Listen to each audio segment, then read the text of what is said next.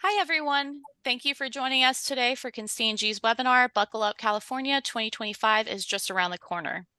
A couple of housekeeping items before we get started. If you have questions throughout the presentation, please submit them through the chat function. You can access the chat through the toolbar located at the bottom of your screen. Our presenters will leave time to answer your questions. This program is pending Sherman HRCI credit, and we are also offering California CLE credit. We will be sharing the SHRM and HRCI codes at the end of this presentation, so please stick around in order to get those codes. Lastly, we will be providing a copy of the PowerPoint used during today's webinar and a recording of the presentation. These materials will be sent to you once the recording has been uploaded by tomorrow morning. I'm now going to turn it over to today's presenters, Laura, Michelle, and Carolyn. Hello, everyone. It's a pleasure. Our pleasure for you to join us today. My name is Carolyn Sieve. I'm a Constangy partner in our Orange County office. With me are Lara de Leon, another partner in Orange County, but who also has a robust practice in Texas where she lives. And we also have today a new colleague, Michelle Meeks, one of the partners in our recently opened downtown San Diego office. All of us are seasoned employment lawyers and love talking about the ever-morphing world of labor and employment laws. Going into 2025, we are largely seeing the refinement of various existing laws to accommodate changing perspectives or to clarify points of controversy. Michelle is going to kick us off with the latest from the California legislature. Lara will then provide you with reminders about new in 2024 legislation. And on that topic, I will also chime in about the 2024 PAGA reform legislation. Finally, we will take you through a survey of recent California Supreme Court and Court of Appeal cases of note, including cases to watch, and then we will end with some takeaways. I'll now hand the baton to Michelle to take us through the latest employment laws signed by Governor Newsom that will go into effect on or around January 1st, 2025. Well, thank you, Carolyn, for the introduction. And thank you, Carolyn and Laura, for allowing me to join you in your annual update. I'm happy to be here as representative of our new San Diego office. And I'm happy to be here with all of you to talk about our new laws for 2025 and what the labor and employment landscape will look like in the new year. So let's start first with our reminder around state minimum wage. As we see annually, the minimum wage is increasing. For 2025, the minimum wage will increase from $16 an hour to $16.50 an hour.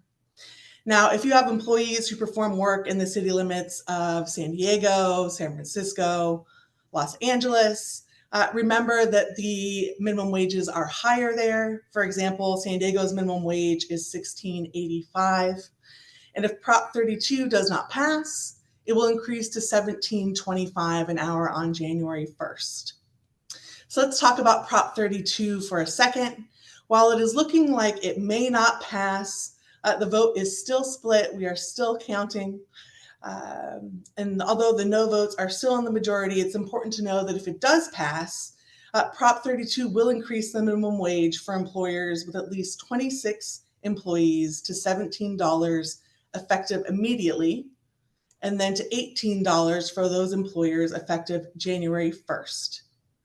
For employers who have 25 or less employees, the minimum wage would increase to $17 an hour on January 1st. So that's something to keep an eye on as we continue to count those last votes.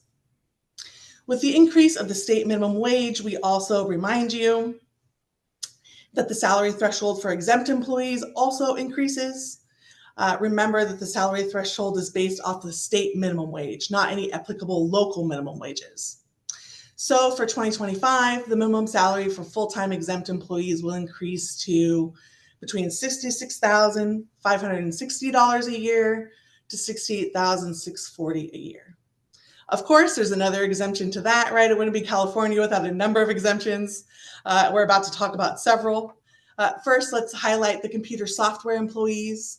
For computer software employees to meet the minimum salary test to be exempt, they must make at least $9,088 a month and about $118,000 a year to maintain their exemption.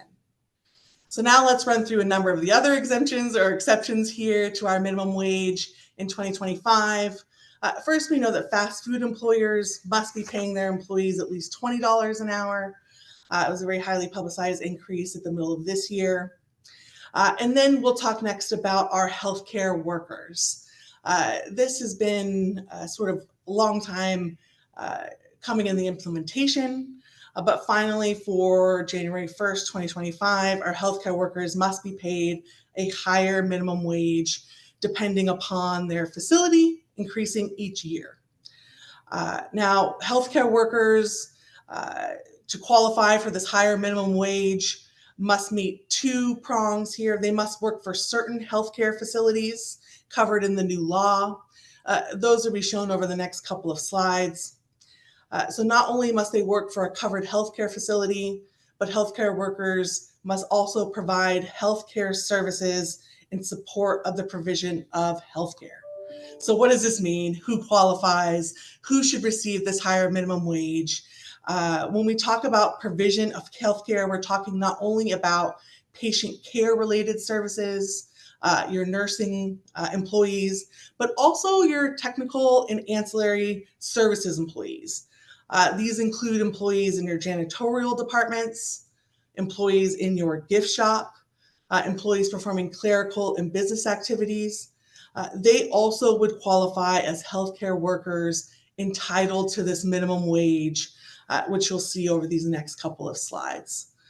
So for example, we see dialysis clinics, covered healthcare facilities in large counties. You'll see the minimum wage effective in January, but also please note, right, that these minimum wages are going to continue to increase year over year, tied loosely to the inflation rate.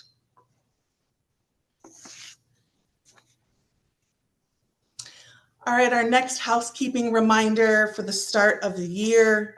The new year brings updated workplace posters. Remember that January 1st, employers must have posted updated whistleblower protection posters. Those posters can be found on the Department of Industrial Relations websites. You must also post updated workers' compensation posters, and that can be provided to you through your workers' comp carrier.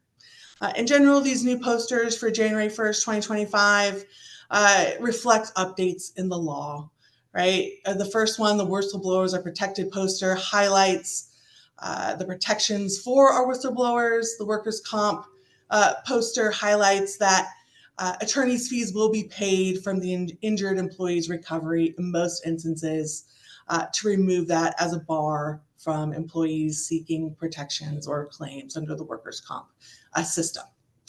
So a reminder, with the passage of time, we've got to make sure that our minimum wages are updated. It's a good time to look at your wage statements, make sure that all the information that is included, make sure it's correct, make sure that you've got your posters up on the wall so that we can start the year with those sort of practical housekeeping items covered. All right, let's move next into a quick discussion around the independent contractor position in California. With the passage of AB 5 in the last couple of years, it's more difficult than ever to engage the services of an independent contractor in California. More often than not, workers are properly classified as employees unless that they can meet some very strenuous tests. AB 5 requires that a service provider must meet every prong of the ABC test or face the Borello factors, depending on their position. If, and this is a big if you are able to get over that hurdle, if you are able to engage the services of a true independent contractor, remember that starting January 1st, a written contract must be executed with the independent contractor when the services provided by the independent contractor will be more than $250. Now, I imagine, most people have done this. I think it is the best practice in any case to not only document the expectations, the price, the scope of the project, but now it is a requirement under the law. So not only must you have these contracts but you must retain those contracts for at least 4 years. So a reminder there around your record keeping responsibilities in connection with any independent contractor services. All right, our next couple of slides are going to really, echoing what Carolyn said, these are going to be the codification of, I think, an understanding of the law that we've had for quite some time. But still, let's talk about how the legislature has caught up with the law and society and our general understanding around protections for employees in the workplace. The first one here is SB 1137. This really adds the idea of intersectionality into our FEHA protected classes. We know that FEHA protects our employees from discrimination, retaliation, harassment on the basis of their membership in a protected class. And we know that California's protected classes are ever expanding, not only to include age, gender, gender expression, gender identity, race, national origin, disability status. Last year, we saw a reproductive protection put in place. This year, the law has been amended to recognize that it is certainly possible that an employee be a member of not one, but 2 or 3 or 4, or many more protected classes. And that employees will be protected from discrimination on the basis of the intersectionality of those protected classes. And so this really reflects, I think, our understanding that there is an intersectionality among a person's identities, right? That there would be interplay between a person's gender, perhaps their sexuality, their disability status. And the law recognizes that the protections should be extended to encompass that intersectionality. I think this is something that we've seen in the case law for quite some time. But here, just a black letter reminder that any employee's membership in one or more of those protected classes provides them protection under the FEHA. Our next category, our next amendment to the FEHA protections here, AB 1815 has amended both FEHA and the Unruh Civil Rights Act to define race to include traits associated with race, including hair texture, protective hairstyles such as braids, locks, and twists. This again extends the protections for employees related to race, that protected category of race. This, of course, follows the Crown Act of 2019. We've seen Crown Acts passed across the nation. We know that the Crown Act prohibits employers from enforcing grooming policy restrictions against natural hairstyles and provides protections against discrimination based upon natural hairstyles associated with race. This is a reminder to review your policies, right? I think you'll hear us say this throughout. Review your policies and documentation, right? It wouldn't be a webinar or a presentation without saying that 5, 10, 20, 30 times. But let this be the first sort of reminder to really look at your handbook, look at the grooming policies, look at your code of conduct, look at these policies that may implicitly be infringing upon an employee's rights to present themselves with their natural hair, may be infringing upon the protections provided by the FEHA or Unruh or the Crown Act for employees with natural hairstyles. You'll want to go through that with a fine-tooth comb. And really, what we recommend is, make sure that it's connected to your job, your operational mission. That's truly the connection that we're looking there, and not overstepping into personal identities. All right, moving on now to the employer speech rights update for 2025. This comes to us through the California Worker Freedom from Employer Intimidation Act. This act bans employers from holding captive audience meetings. Captive audience meetings are mandatory employer-sponsored meetings that address religious or personal or political matters.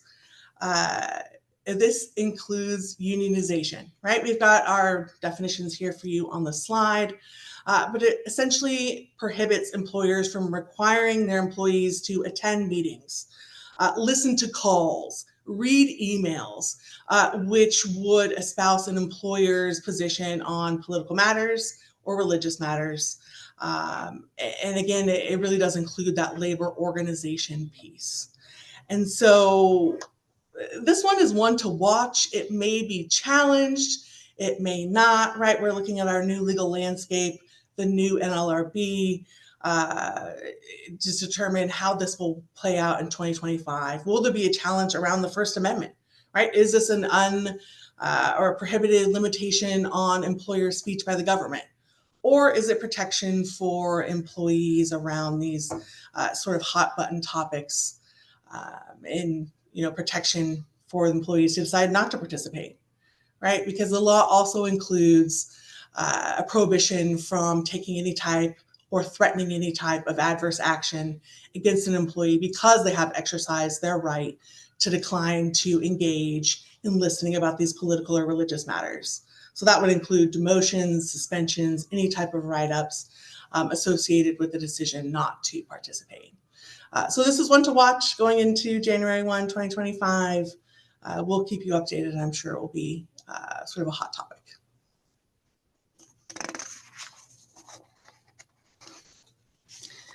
All right, our next topic now is the new crime victims leave. This has really been revamped for 2025. The next couple of slides will cover all of the ways in which the changes have been implemented or will be implemented in our next year. But the first thing to know is that the protections for crime victims and the leave provided to crime victims has changed from enforcement under the Labor Code to the FEHA. And so the way that we interact and the way that we provide this crime victims leave will look very similar to other requests for accommodation, other requests for leaves that you handle in your human resources department regularly, right? It's going to look like the interactive process. It's going to look like reviewing an accommodation. So that's the framework that we will be working within in 2025. Now, crime victims leave has changed the key definition. And that is our new key term is qualifying act of violence. So employers will be required to provide time off for victims of qualifying acts of violence. That includes domestic violence, sexual assault, stalking, bodily injury, brandishing or threatening with a dangerous weapon, or perceived or actual threats of abuse. And so when an employee or an employee's family member is a victim of this qualifying act of violence, that's what's going to trigger our employer's requirement to discuss and to provide the crime victims leave. So to wrap up sort of the framework as we start to move into the next changes, the crime victims leave will be provided under the FEHA, and that way you are equipped to deal with it now because you will handle it as you would other types of leave or other types of accommodation under the FEHA. And we know that our triggering act here is tied back to this new key term, this qualifying act of violence. So with that in mind, how does this law play out? The law requires employers of any size, right, to allow employees to take this crime victim leave, and employers are prevented and prohibited from retaliating against, discriminating against any employee who needs to take this type of leave. So this means if an employee needs to take the time off to appear in court, to get a restraining order, to access medical care, no adverse action can be taken for taking that type of leave, similar to any other types of leave, right, that we would allow our employees to take. Now, these protections are extended, right? It's not just our employees who would be entitled to take this type of leave if they experienced a qualifying act of violence, but also if an employee has a family member who's experienced a qualifying act of violence. The new Crime Victims Leave Act defines family member to include child, parent, grandparent, that sort of traditional nuclear family that we talk about, but also it includes a designated person, right? This person does not need to be a blood relative so long as their relationship is the equivalent of a family relationship. And so to sum up this slide as we keep moving through here, we know that the Crime Victims Leave Act is available to employees, but also their family members as defined in this act, to take time off to attend to matters associated with those qualifying acts of violence, and no workplace actions can be taken against employees who take advantage of that type of leave. Now, if you have an employee come to you and say they need to take this type of leave, what type of limits can we put in place? How do we handle this? An employee is entitled to between 5 days and 12 weeks. This will depend upon whether it's an employee who experienced the qualifying act of violence or whether it was an employee's family member who experienced the qualifying act. It will depend upon the severity and the nature of the circumstances, right? It's going to depend. It's going to be very, very fact specific. And I think this is probably a good time to talk about and remind us that this process will look similar to our interactive process that we would deal with employees, for example, asking for disability leave. And I highlight that because when we talk about this being a flexible process, I think it's good to remember that we have this two-way street, this interactive process. And you would apply that here, right? You would ask for the information, you would ask what the employee needs to be accommodated to be able to accomplish their job. And based upon the information provided by that employee, we would determine, is this something that they need 5 days? Is this something that they need 12 weeks to handle? And again, those things are going to depend upon who experienced the act of violence, what type of act of violence, what type of activities they need to engage on the leave, right? Again, do they need to seek medical care, find new housing, go to court? Those are the types of questions that you'll engage in to be able to provide the crime victims leave that your employee is entitled to. Now, importantly, this 5 days in 12 weeks runs concurrently with FMLA. This is in your bottom right corner here. This leave does not provide an employee with a right to leave that exceeds their general FMLA leave provision. It's important to know, particularly when we're talking about the possibility of 12 weeks. There are some additional limitations that you as employers can place upon this type of leave. And the first is related to documentation. You as employers may require certification, just as you would in engaging in the interactive process or any discussions around providing leave for disability. Employers may ask or may require those seeking leave under the Crime Victims Leave Act to provide a certification. Now, what does that look like? It may be as simple as the employee explaining to you what happened. That may suffice depending upon the circumstances. It may look like medical documentation or a police report. Again, this is going to be a very flexible application of the law just because of the circumstances that we're discussing here. The last piece here, there is a notice that employers must provide to their employees to let them know that this is available. Every year, this is one of my favorite parts to highlight, is to say you as employers are required to comply with all of these laws starting January 1, 2025. You must jump in. You must be experts. We've got to figure this out right away. But of course, the CRD publishing that notice will come to us no later than mid-year, maybe July 1, 2025.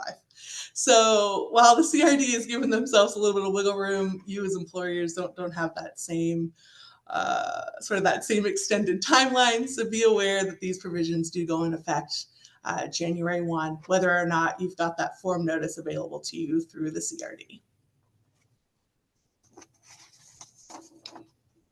All right, our next note on leave. We've got some changes to paid family leave. Paid family leave is a state-run program. It's California-based that allows our employees to take time off to care for an ill child, a spouse, a parent, a domestic partner, to bond with a new child, or to assist a family member who is active duty military. So employers used to be able to require their employees to take up to 2 weeks of accrued vacation before accessing the paid family leave benefit. But starting in January, this no longer applies. Starting in January, employers may no longer require employees to use that accrued vacation leave.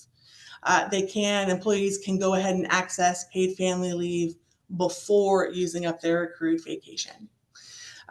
So like our last leave benefit that talked about the overlap, the concurrence, this leave benefit that talks about the order of leaves that are applied, we would just recommend that you return to this, you take some time with it. We know that this is a complicated area in terms of application of leave, concurrence of leave. Those timelines are available. And once you've digested it, to go ahead and also update your policies and your handbooks to reflect time that is now allowed to your employees and how that time can be accessed and used. Okay, we move on now to SB 1100, job advertisements.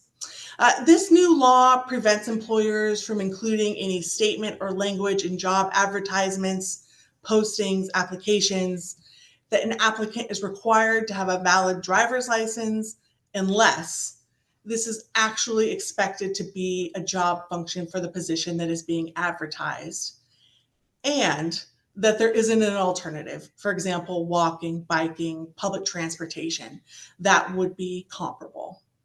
I think that this is a protection, extended protection related to our protections against national origin discrimination, right?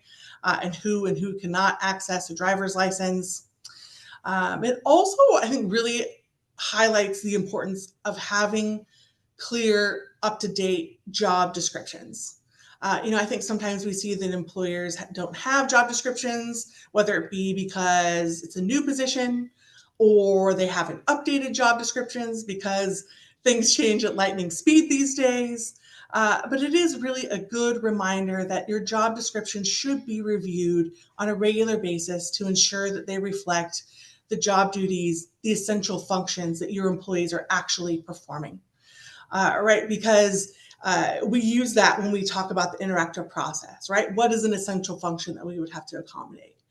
We use that when we talk about who can impute strict liability, right? Is this person a supervisor who manages employees that would hold us as employers strictly liable for discrimination and harassment under FEHA? So I think this functions really is a good reminder that we should keep that up to date on an annual basis or as needed as well.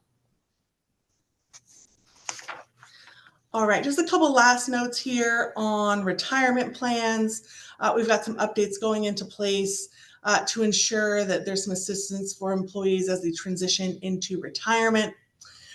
Starting in January, employers must require that employees are automatically enrolled in the 401k and 403b when those plans are established after December 9th, 2022. There are some exceptions, some different applications here for part-time employees. There's also some changes here moving into the next slide for employers who use Cal Savers. If you are an employer who uses Cal Savers, know that the registration deadline is December 31st, 2025. You can enroll your employees there for free. But just to know that if you are in charge of your retirement plans, some changes are coming there in the new year as well. So that's our update on New Year, our new obligations, our new labor and employment landscape for 2025. I'll go ahead and turn it over now to Lara for our section of Don't Forget, Please Remember These Critical Issues. Thank you, Michelle. Hello, everybody. The next couple slides serve as a reminder to you of laws and rules that came into effect during the course of 2024 already. Since we're paying attention and getting things in order as we head into 2025, we all wanted to just remind you all of things that you technically should be doing now, but if you didn't, it's okay. Just get to them with all due course as well. So I'm just going to click through. There's some pretty important things. It's always a dynamic situation in California. The first one is last year we had SB 553 regarding workplace violence protection, which provided that effective July 1 of this year, all employers, with some exceptions, needed to establish and implement a written workplace violence prevention plan and satisfy ongoing annual requirements, which pretty much mean they needed to establish a plan, establish a process for identifying areas of risk with respect to workplace violence, maintain a log of workplace violence incidents for Cal/OSHA, and continue to revise and identify as new potential threats emerge. The requirements call also for soliciting feedback from employees and authorized representatives, if you have them, with respect to the risks that exist in the workplace in connection with workplace violence. And then engage in periodic hazard inspection and safety meetings, as well as training. Now, if you're wondering, how do I get my hands? How do I start? Where do we do this? Cal/OSHA does have a template for a workplace violence prevention plan that you can use as a good starting point. Unfortunately, this sort of harkens to what Michelle said, what applies to us doesn't necessarily apply to the agencies that are enforcing these laws. Cal/OSHA has some time still to issue proposed regulations regarding this new requirement, and that seems to be a moving target. I just checked this actually this morning, and actually now Cal/OSHA is saying they have until December 31st of 2026 to propose regulations. So we'll do our best and you all should do your best with respect to sorry, I went back there.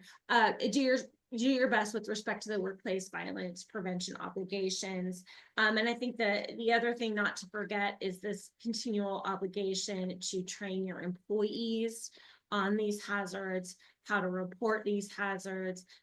One thing that I noted about this training is it needs to be a standalone training. Cannot be something that's rolled into some of your other annual training requirements. So you'll want to get with your safety department or your training department to ensure that you've got, that in your learning map, this year as well as heading into next year. The other development that we had from Cal/OSHA this year was that effective this last July 23rd, 2024, we have the indoor heat illness standards, where all indoor spaces of employment where the temperature equals or exceeds 82 degrees when employees are present, there must be certain items put in place, such as a written heat illness prevention plan. That prevention plan must address issues such as access to drinking water, having appropriate cool down periods when the temperature gets to certain levels, acclimatization issues, as well as emergency response procedures. I should note that there are also differences or additional obligations if the temperature exceeds or equals 87 degrees. So it's pretty complicated type of requirement that, again, y'all will need to make sure that your safety group or whoever addresses that for your organization is on top of. There are also training requirements, of course, for supervisory and non-supervisory employees, and the training needs to occur before the employee actually engages in the work that would occur in the space where these temperatures would exist. So we need to kind of be thinking ahead on a lot of these things. And then, as mentioned, when additional risk factors are present, there are additional requirements that need to be put in place. So this was effective, again, July 23rd of 2024. So, if you've not looked at that or ensured that your organization is complying with that, we want to make sure that you get on that as well and get that taken care of. The next item, actually two items in one, are additional local ordinance, fair chance / ban the box here. And we have two to talk about here, San Diego County and Los Angeles County. So first, let's talk about Los Angeles. So effective this last September, September 3rd of 2024, the unincorporated areas of Los Angeles are subject to additional requirements with respect to pre-employment background checks, for criminal checks, notification of employees, and we'll go through some of those details. We know, of course, that California law on the state level prohibits almost all employers with 5 or more employees from inquiring into criminal history on job applications and during the interview process.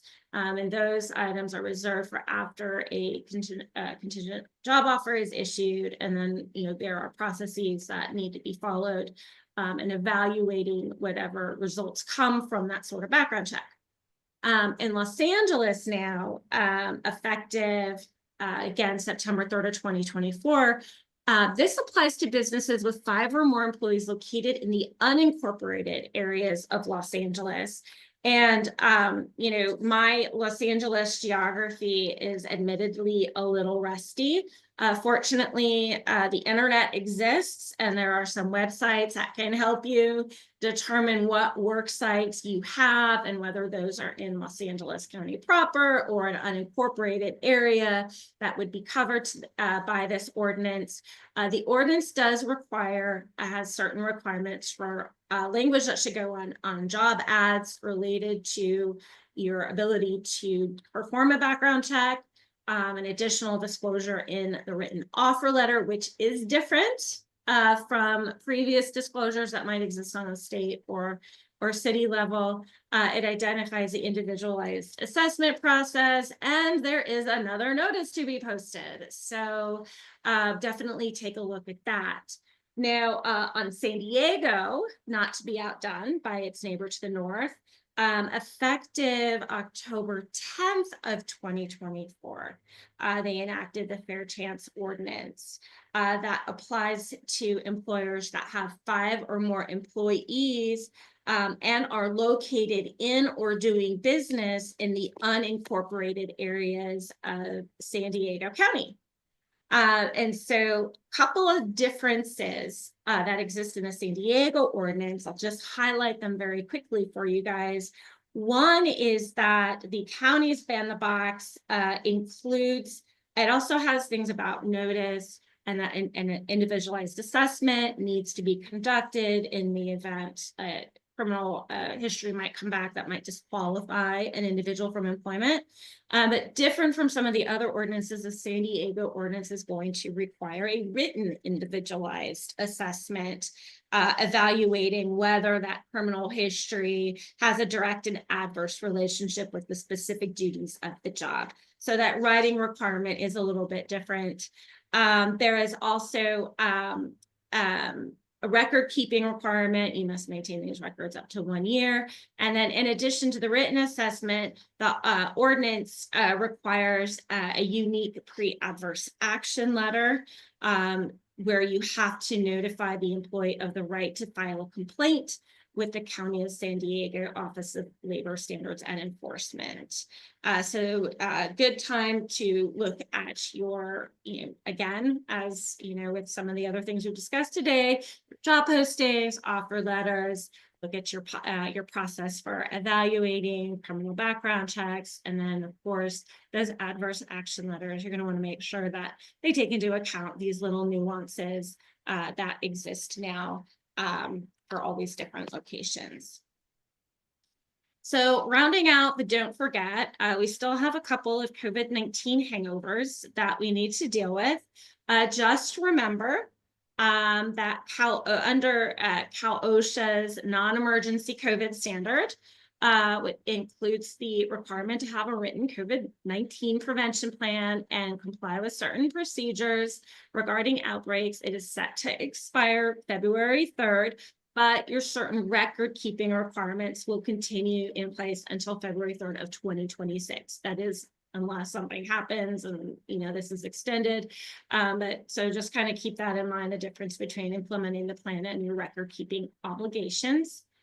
Y'all might remember that when COVID was more prevalent, the legislature passed a right for recall for certain employees who are in the hospitality and service industry. That law was set to expire December 31st of 2024. It now that date has been pushed out so that it will expire December 31st of 2025.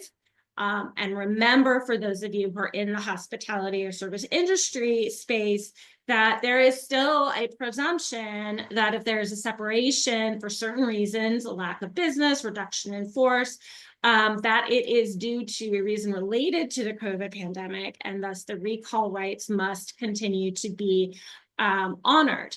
So just one thing that you will want to keep in mind going through the end of next year is in these industries, if you are having separations for lack of business or a RIF or things like that, that you're paying attention to and documenting and understanding the reasons for that. If it's not due to a COVID-19 related issue, you're going to need to overcome that presumption that exists if for some reason you don't want to have to honor those recall rates. So definitely keep that in mind.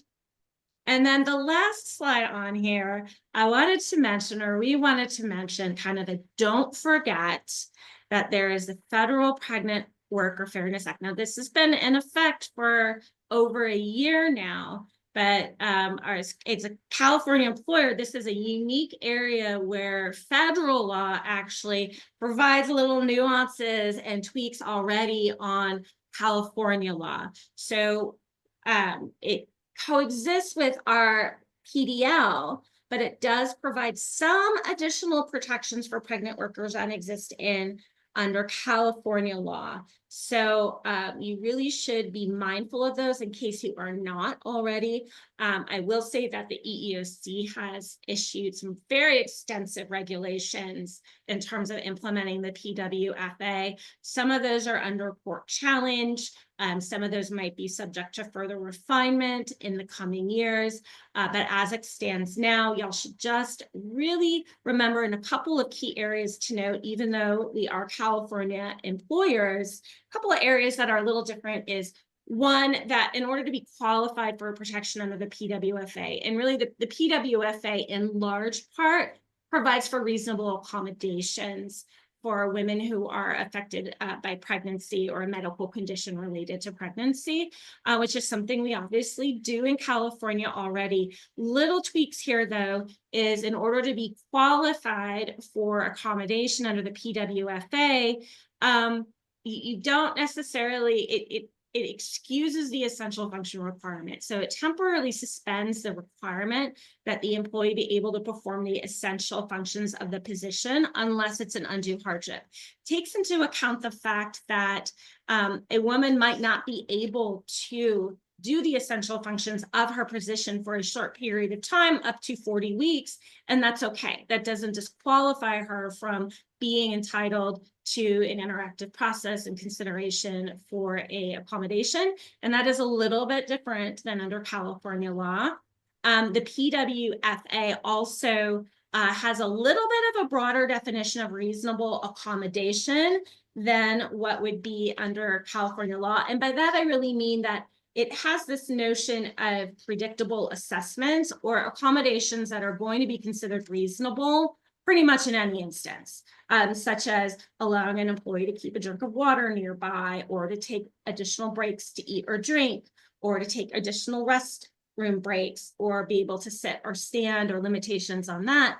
Under the PWFA and the regulations, those should, it indicates that those should be provided and without it going through a reasonable or unreasonable analysis.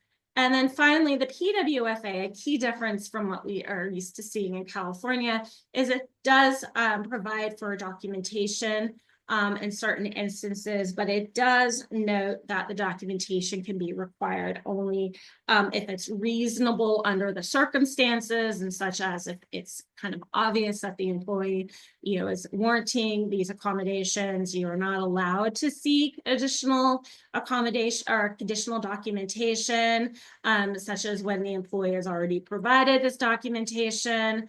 When the employee indicates that they are pregnant and they're seeking a predictable assessment, or for lactation or pumping accommodations. You know, obviously don't necessarily need to get documentation supporting that. So again, just keep that in mind. We're very used to, as being California employers, that our laws are more generous than some of our federal counterparts. This is an example of one where that is not 100% the case. So please do keep those in mind. So now I'm going to turn this over to Carolyn, who drew the short straw and is going to be talking about PAGA reform. Yay! So Carolyn, go for it. Okay, thank you, Laura. Okay, another piece of legislation passed earlier this year and top of mind for most employers is the new Private Attorneys General Act, also known as PAGA.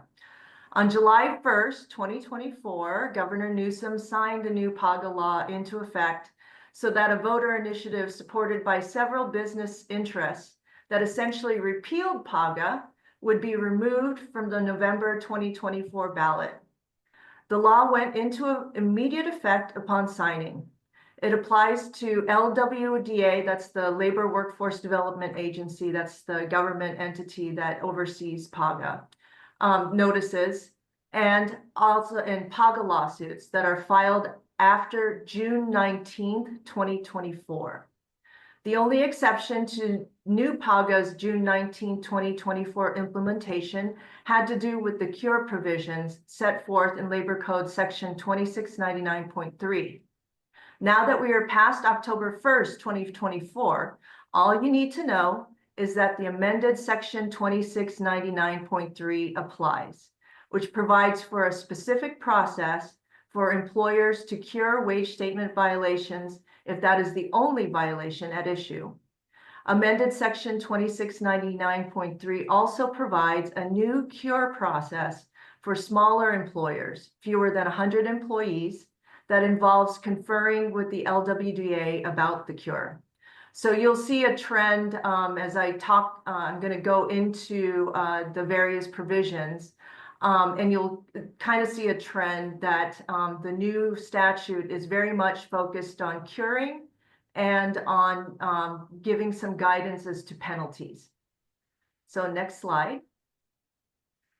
The new PAGA is quite dense as it attempts to bring closure to open questions that percolated through the courts and to knit the interests of businesses and workers. Here are the key concepts the new PAGA addresses. First of all, it clarifies the standing requirement, and in doing so, it solidifies the fact that a plaintiff must have personally suffered an alleged violation to sue for that violation. And this is to clarify previous cases in which the old statute said that if an employee suffered at least one violation, then they could have standing to sue on behalf of everybody else that has suffered violations, even if that particular plaintiff had not. However, nonprofits and plaintiffs who settled can still have standing regardless, but they do. But the individual plaintiffs still have to now personally suffer an alleged violation. The second concept is with manageability. And here the Superior Court can limit the evidence to be presented at trial or otherwise limit the scope of any claim filed to ensure that the claim can be effectively tried. This provision was meant to address conflicting Court of Appeal decisions in which one court held that PAGA claims that appeared unmanageable for trial could be dismissed, and another Court of Appeal held that unmanageable PAGA claims could not be dismissed. So the new statute does clarify that even if the case would not be dismissible on manageability grounds, the Superior Court does have discretion to kind of tailor the case in order to ensure manageability. The new PAGA also imposes penalty caps. So for violations generally, including subsequent violations, they are capped at $100. Wage statement violations that do not mislead or confuse are capped at $25. And isolated violations that are violations that occurred only over the course of 30 days or 4 pay periods would be capped at $50. The new statute also has increased penalties for repeat offenders or employer conduct that was malicious, fraudulent, or oppressive. Next slide. New PAGA also has some reduction of penalties for efforts at compliance and cure. However, with respect to the cure provisions, the timeframes are kind of short, 33 days. And so it's not going to be in every case that a cure is something that is a viable alternative. The other issue with compliance and curing is that the standard for some cures or compliance measures to reduce penalties is that the employer will have to have taken reasonable steps. And that, of course, is a mushy concept generally.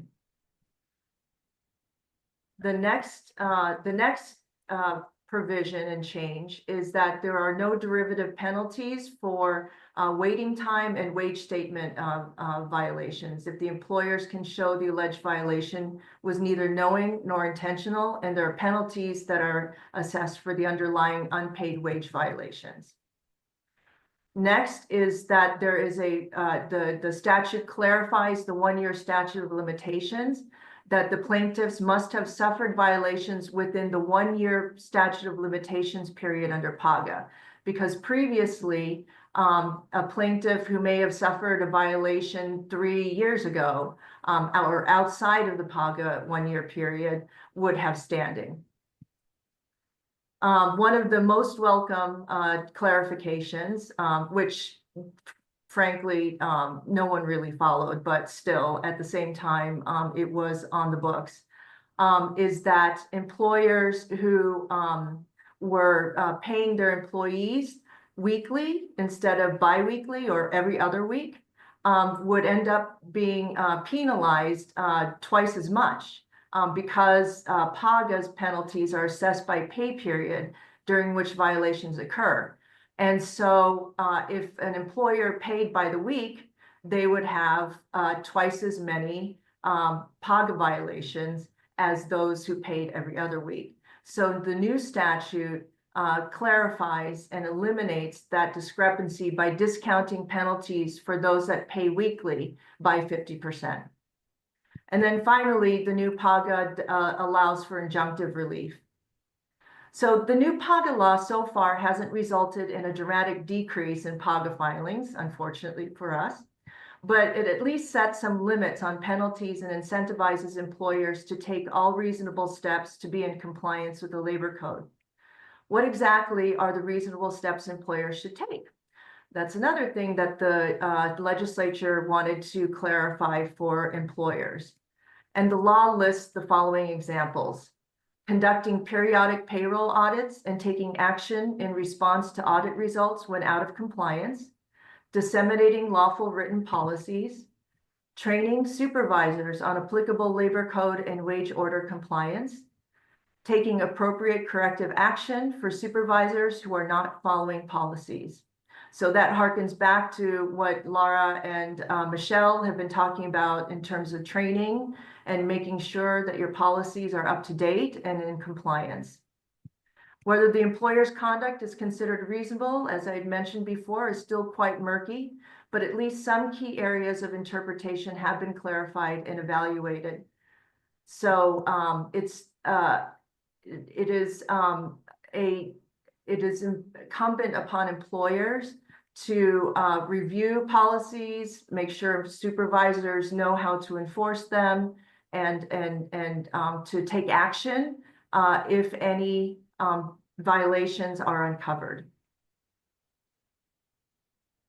Now I'll turn it over to Lara, and we're going to go over a number of key employment decisions from the Supreme Court.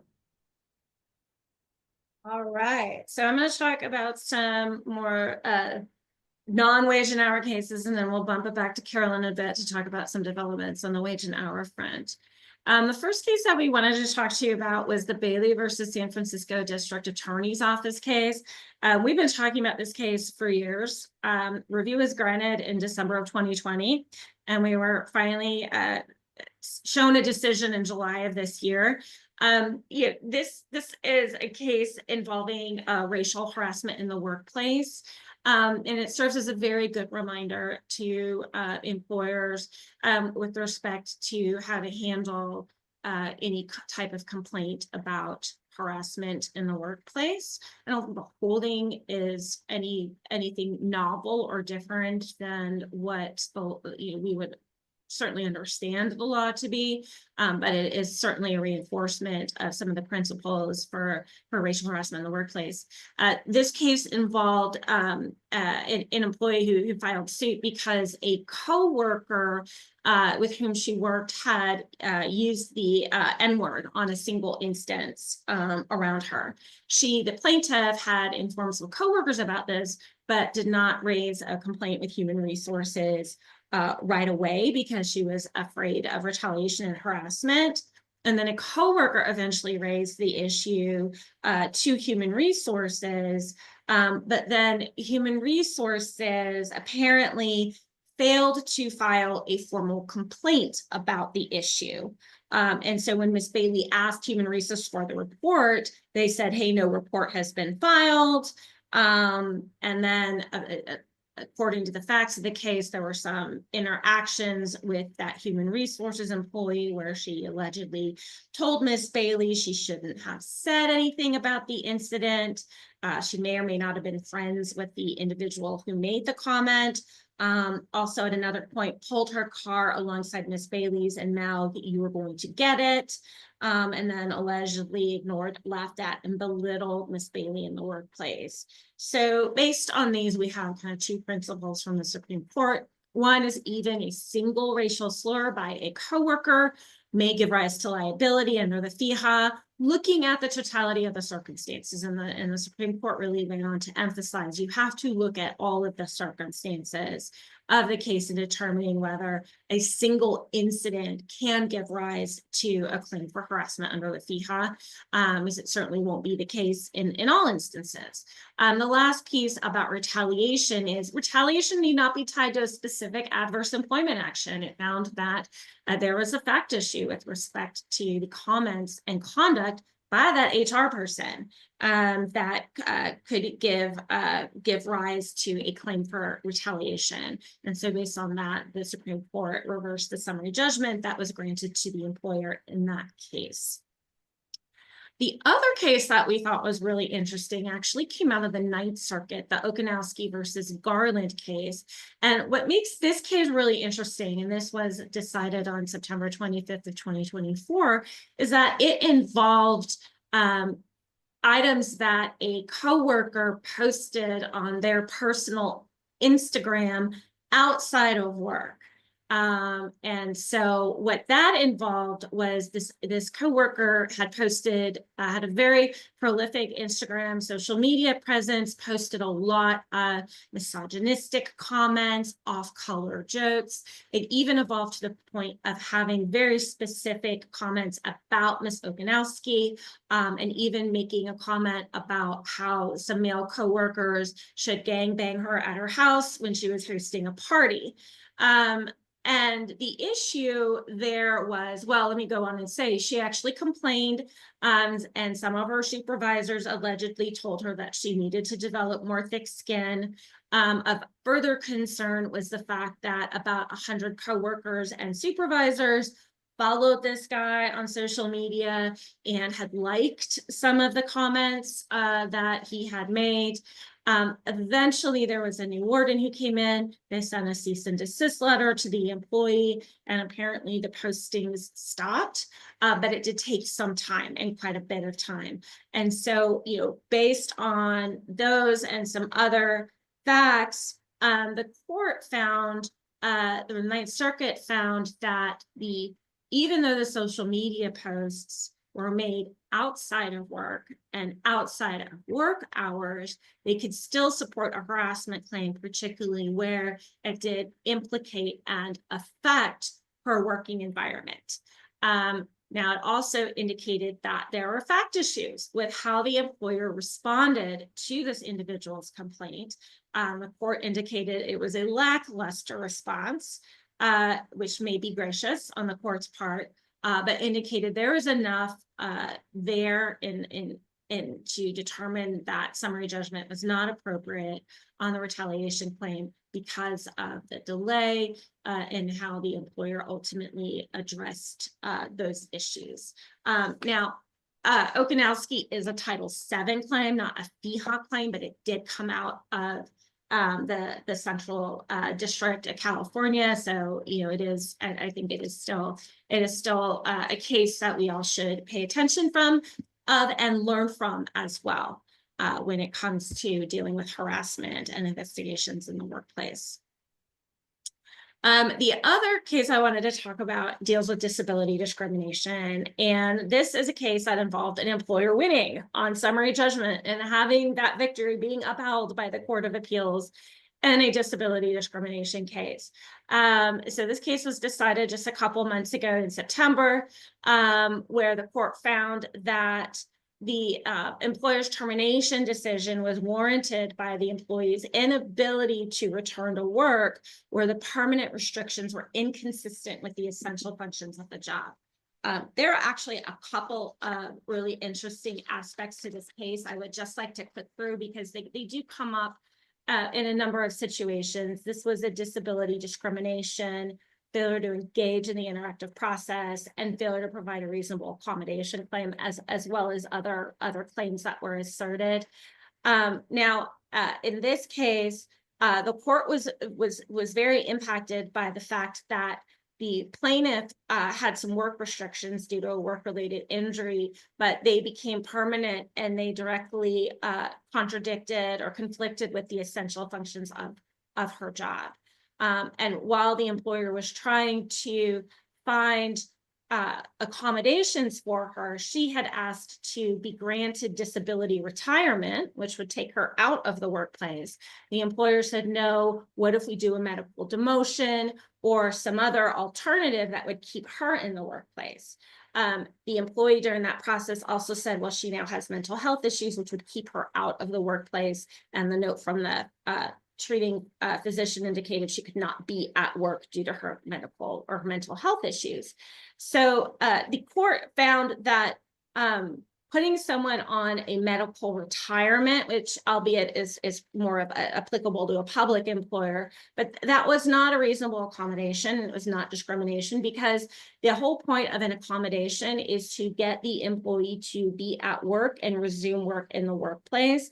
And putting someone out on retirement is not consistent with that goal. The court also noted and clarified again that a discrimination claim is different from a failure to engage or a failure to accommodate claim. They are separate claims, and you kind of can't piggyback a discrimination claim on an employer's failure to engage or failure to accommodate. The court also kind of did some analysis on reasonable accommodation and the efforts to engage in the interactive process. And again, just in the interest of time, I will state that the court did uphold summary adjudication on behalf of the employer in this case. So it's definitely one that you might want to look at. It is not very common, I will admit, when we see examples of an employer, what an example of what is a good interactive process. And so that's something to look at.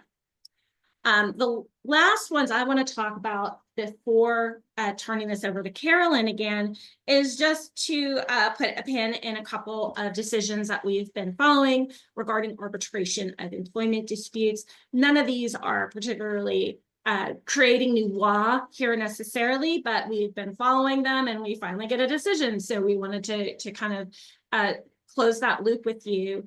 On the Ramirez case, it really talked about an arbitration agreement being unfairly one-sided. When it deals with compelling arbitration of claims that are more regularly brought by an employee, but carves out from arbitration claims that are more likely to be brought by an employer. That arbitration agreement also had an unreasonable shortening of the limitation periods, which the court found was unconscionable. And it also discussed the framework on when a court can consider severing the unconscionable provisions from an arbitration agreement. Then shifting to the Quach case, this was decided in July. This case is significant from the perspective that it does abrogate a lot of prior law as it relates to whether or not an employer waived arbitration in a certain instance. It's not that surprising given that the U.S. Supreme Court last year issued a decision that said when determining waiver, whether a waiver has occurred, you don't need to, the party avoiding arbitration does not also have to show that it was prejudiced by the waiver. The Supreme Court had found that that sort of requirement of finding prejudice is not in the FAA. It does not, it is actually a heightened aspect. It's not putting arbitration agreements on equal footing, which is the goal of the FAA.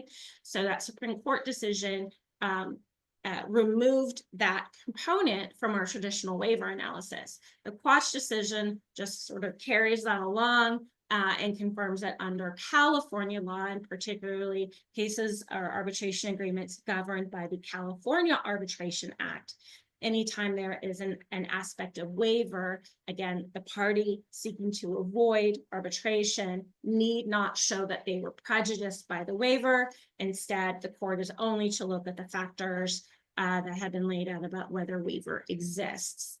So that is a change, but it is also not a terribly surprising change given the momentum and the decisions that we've seen on the federal level.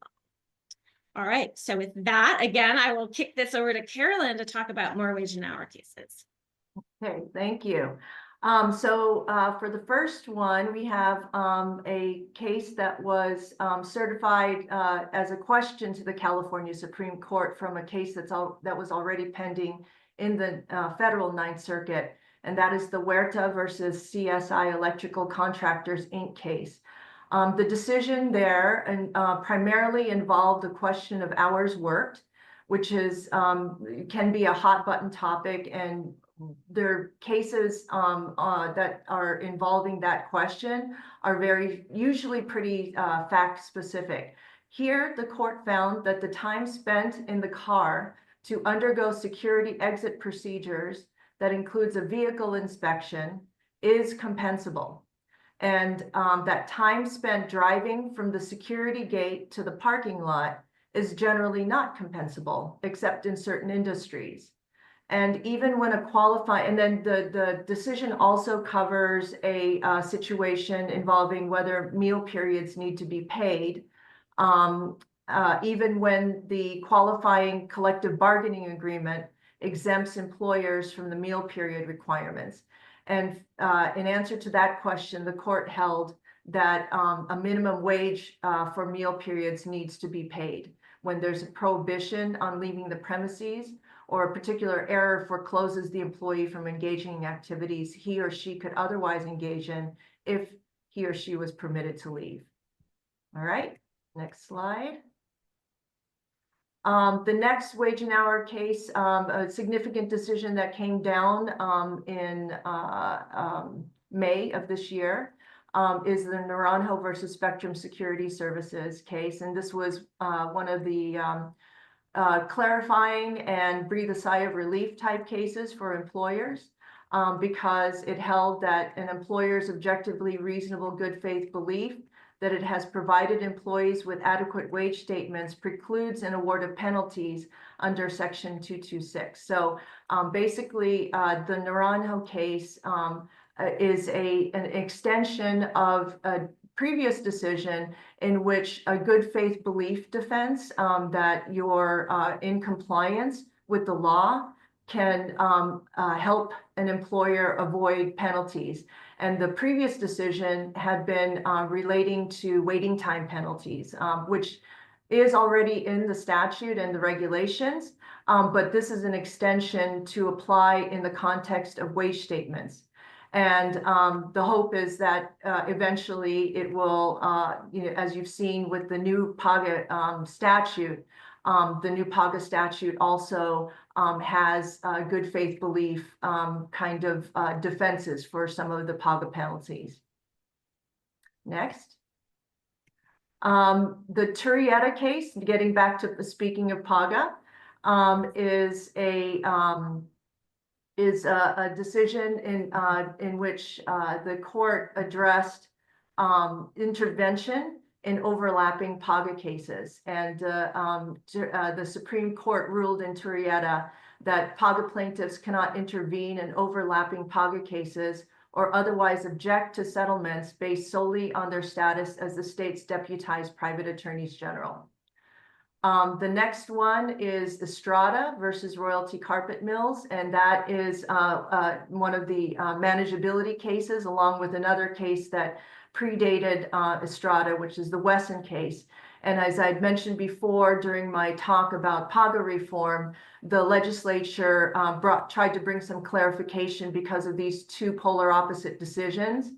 And so while the court does not have the discretion to dismiss a case outright or a PAGA claim outright due to manageability issues, there is quite a bit of discretion in trying to figure out how to manage things for trial.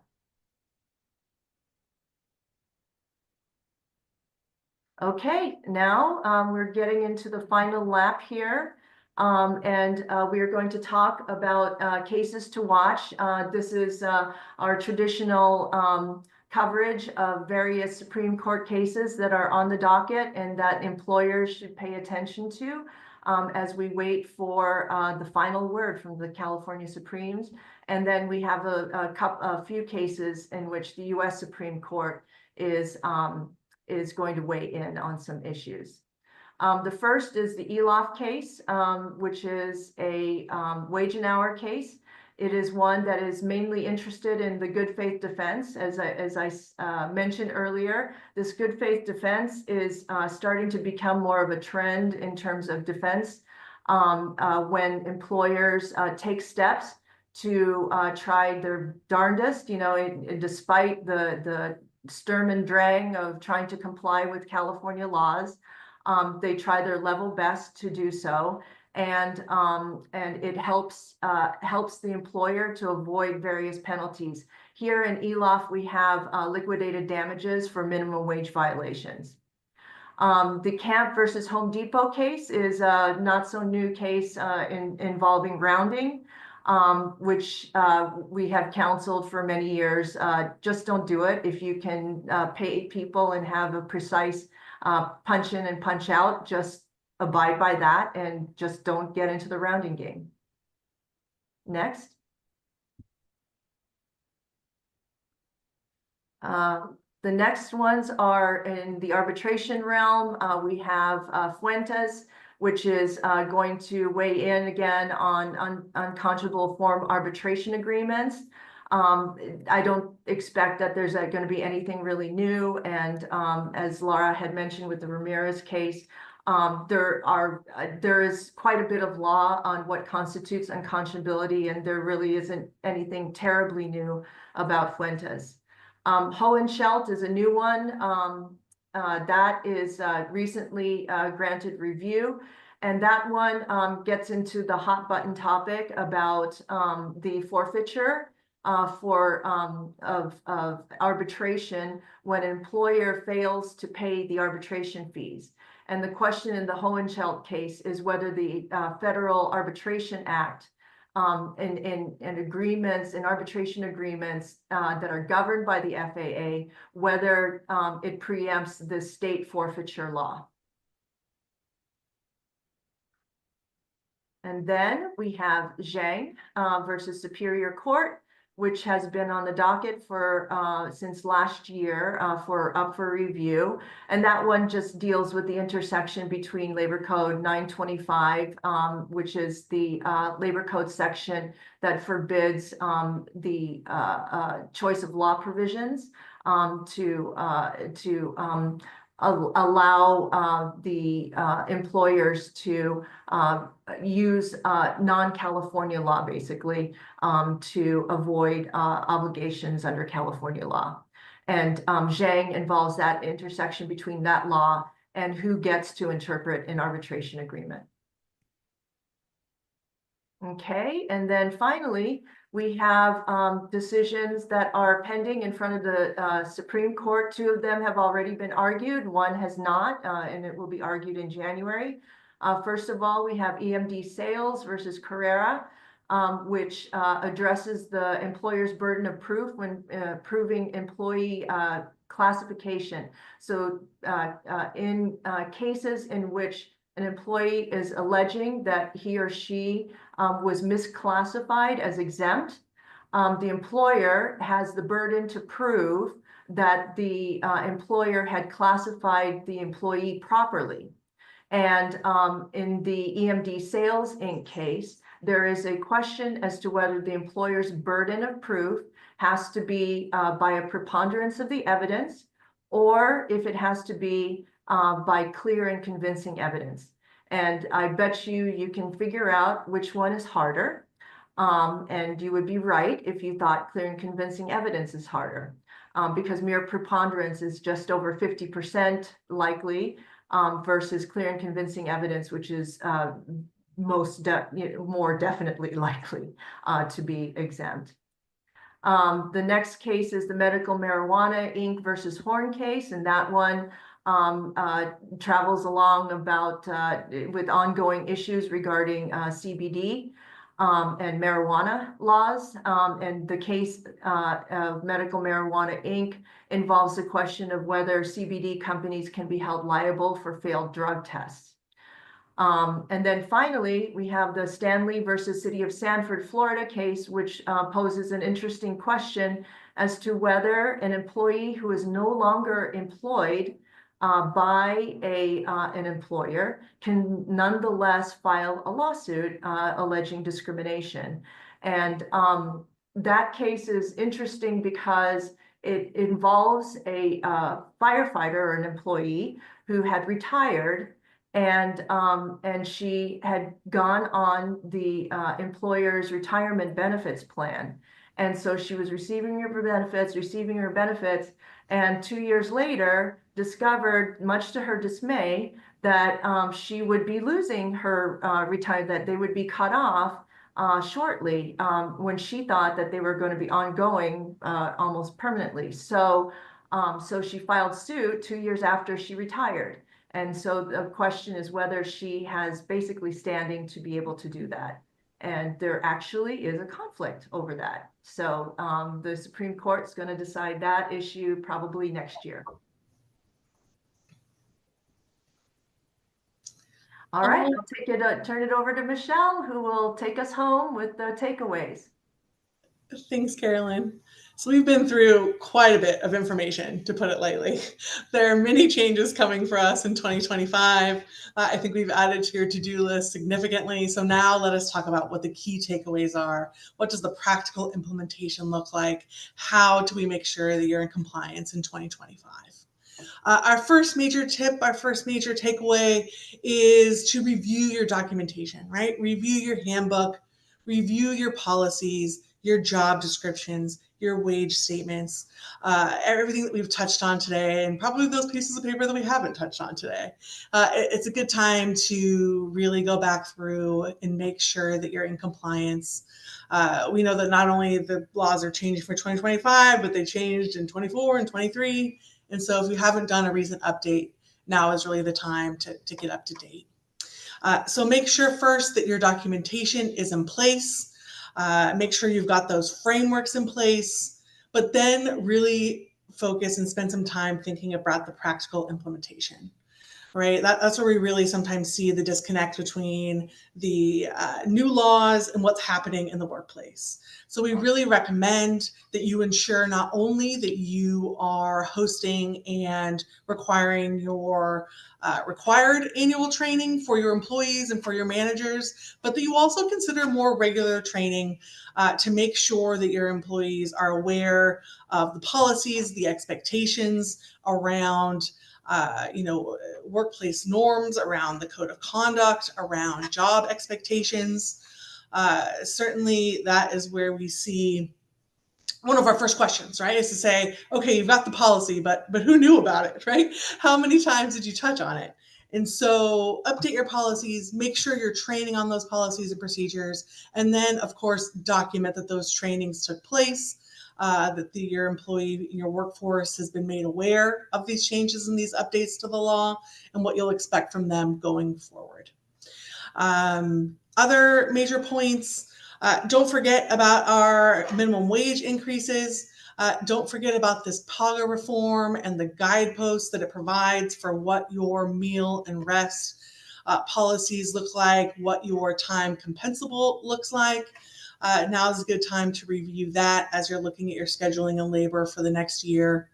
And lastly, we would really remind you, if you do get a records request, if you do start to see that there are issues arising out of these regular trainings, questions arising, to go, don't wait. Make sure that you address those right away, document them. We're happy to assist if you would like, but be sure to address these issues as they come up in your workplace right away. We appreciate you joining us today. Those are our major tips. I feel like I should say documentation a couple times more. I fell short of my 30 average, but in any case, document it. It will take you into the new year in good shape. All right. So for those of you who are looking to get some SHRM credit or HRCI credit, the codes are here. I'll leave them up for a little bit. We do have a little bit of time left over, so mission accomplished on that, in case there are any questions that were raised in the chat that we can answer now. If not, we will, if you put questions in the chat, we will follow up with you on those as well on an individualized basis. We just want to thank you all for joining us today, and thank you to our presenters for providing us with this valuable information. With that, we will let you all go. Thank you all so much for joining us.